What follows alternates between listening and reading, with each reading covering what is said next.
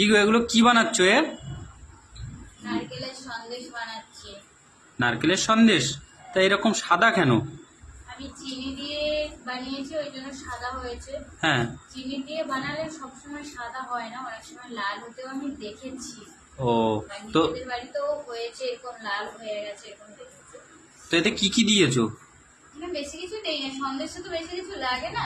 হ্যাঁ। আমি দিয়েছি একটু এলাচ দিয়েছি, তেজপাতা দিয়েছি, একটু আদা দিয়েছি, আর একটু যদি খোয়া ক্ষীর দেওয়া যেতে পারে তো আরো ভালো লাগতো, কিন্তু খোয়া ক্ষীরটা দেওয়া হয়। ও বাহ, লাড্ডুগুলো কিন্তু বেশ সুন্দরই হয়েছে দেখছি, সাদা হলেও দারুণ হয়েছে নাড়ুগুলো।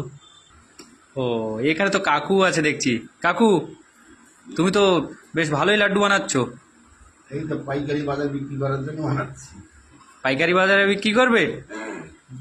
কারিগর হিসেবে খারাপ নয়, বেশ ভালোই বানিয়েছে। কিন্তু এগুলো সাদা হলেও দেখতে সুন্দর, গুড়ের হলে তো লাল হয়ে যায়, হ্যাঁ, হলেও অনেক না বেশ সময় ভালোই লাল হয়। হয়েছে।